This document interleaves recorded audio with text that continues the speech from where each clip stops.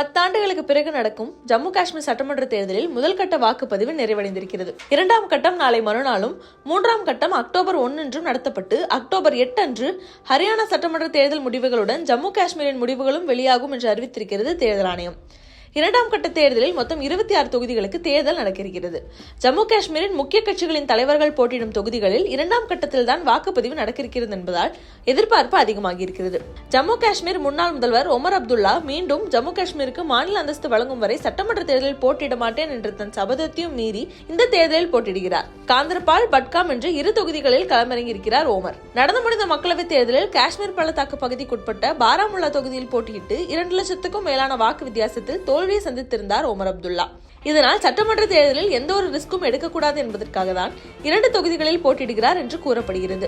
காந்தர்பால் சட்டமன்ற தொகுதியை பொறுத்த வரைக்கும் அப்துல்லா குடும்பத்தின் பாரம்பரிய தொகுதியாக இருந்து வருகிறது. தேசிய மாநாட்டு கட்சியை நிறுவிய ஷேக் அப்துல்லா, அவரின் மகனும் தேசிய மாநாட்டு கட்சியின் தற்போதைய தலைவருமான ஃபரூக் அப்துல்லா, தற்போது துணைத் தலைவராக இருக்கும் ஒமர் அப்துல்லா என மூவரும் இந்த தொகுதியில் போட்டியிட்டு வென்று சட்டமன்றத்துக்கு தேர்வாகின்றனர். 1977 தொடங்கி 1996 வரை இந்த தொகுதி தேசிய மாநாட்டு கட்சியின், குறிப்பாக அப்துல்லா குடும்பத்தின் கட்டுப்பாட்டுக்குள் தான் இருந்திருக்கிறது. அது மட்டும் இல்லாமல் 2008ஆம் ஆண்டு இத்தொகுதியில் போட்டியிட்டு வென்ற பின்னர் தான் காங்கிரசுடன் கூட்டணி அமைத்து ஜம்மு காஷ்மீரின் 11வது முதல்வராக பொறுப்பேற்றார் ஒமர் அப்துல்லா. ஆனால் இதே தொகுதியில் 2002ஆம் ஆண்டு தோல்வியை சந்தித்திருக்கிறார். இதனால் சேஃப் மூவாக பட்காம் தொகுதியிலும் போட்டியிடுகிறார் ஒமர் அப்துல்லா. பட்காம் தொகுதியை பொறுத்தவரையில் இது தேசிய மாநாட்டு கட்சியின் கோட்டையாக தான் இருந்து வருகிறது. இதுவரை இத்தொகுதி 10 முறை தேர்தலை சந்தித்திருக்கிறது. அதில் 9 முறை தேசிய மாநாட்டு கட்சியை வெற்றி பெற்றிருக்கிறது. இதனால் இத்தொகுதியில் ஒமர் அப்துல்லாவின் வெற்றி கிட்டத்தட்ட உறுதியான ஒன்றாகவே பார்க்கின்றனர் அரசியல் விமர்சகர்கள்.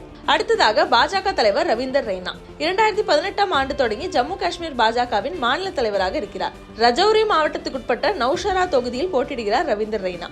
1962 தொடங்கி 2002 வரை தொடர்ந்து 8 முறை காங்கிரசின் அசைக்க முடியாத கோட்டையாக இருந்த நௌஷரா தொகுதியில் ஏற்கனவே 2014ஆம் ஆண்டு ரெய்னா வெற்றி பெற்றிருக்கிறார். இப்போது மீண்டும் 2வது முறையாக இத்தொகுதியில் போட்டியிட இருக்கிறார். கடந்த தேர்தலில் மக்கள் ஜனநாயக கட்சி சார்பாக போட்டியிட்டு தோல்வி சந்தித்த சுரேந்தர் சௌத்ரி இம்முறை தேசிய மாநாட்டு கட்சி சார்பாக போட்டியிடுவதால் கடுமையான போட்டி நிலவும் என்று எதிர்பார்க்கப்படுகிறது.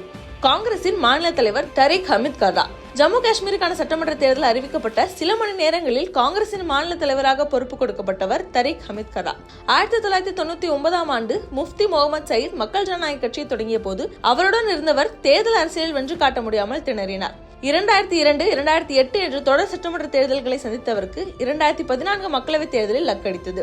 ஸ்ரீநகர் மக்களவை தொகுதியில் போட்டியிட்டவர் தோற்கடிக்கவே முடியாத தலைவராக இருந்த தேசிய மாநாட்டு கட்சியின் தலைவர் ஃபரூக் அப்துல்லாவை வீழ்த்தி கவனம் பெற்றார். அதன் பின்னர் மக்கள் ஜனநாயக கட்சியிலிருந்து விலகி காங்கிரஸில் இணைந்தார். தற்போது காஷ்மீர் பள்ளத்தாக்கு பகுதிக்குட்பட்ட ஸ்ரீநகரில் உள்ள ஷல்டங் தொகுதியில் போட்டியிடுகிறார். இறுதியாக அப்னி கட்சியின் தலைவர் அல்தாப் புகாரி. 2020ஆம் ஆண்டு மார்ச் மாதம் தொடங்கப்பட்டதான் அப்னி கட்சி. அதனால் இக்கட்சி சந்திக்கும் முதல் சட்டமன்ற தேர்தல் இது. மக்கள் ஜனநாயக கட்சியின் முக்கிய முகமாக இருந்த அல்தாப் புகாரி கட்சி சார்பாக 2014ஆம் ஆண்டு அமிரா கடல் சட்டமன்ற தொகுதியில் போட்டியிட்டு வெற்றி பெற்றார். வெற்றி பெற்றவருக்கு அமைச்சர் வாய்ப்பையும் கொடுத்தது மக்கள் ஜனநாயக. ஆனால் 2020ஆம் ஆண்டு ஜனவரி மாதம் கட்சியிலிருந்து நீக்கப்பட்டதால் மார்ச் மாதம் புதிய கட்சியை தொடங்கினார். வரவிருக்கும் சட்டமன்ற தேர்தலில் புதிதாக உருவாக்கப்பட்ட சன்னபோரா சட்டமன்ற தொகுதியில் போட்டியிடுகிறார் அல்தாப் புகாரி. இப்படி மாநிலத்தின் முக்கிய கட்சிகள் சார்பாக அக்கட்சியின் தலைவர்களே 2ஆம் கட்டத்தில் தேர்தலில் சந்திக்க இருப்பதால் அதிக எதிர்பார்ப்பு உண்டாகியிருக்கிறது.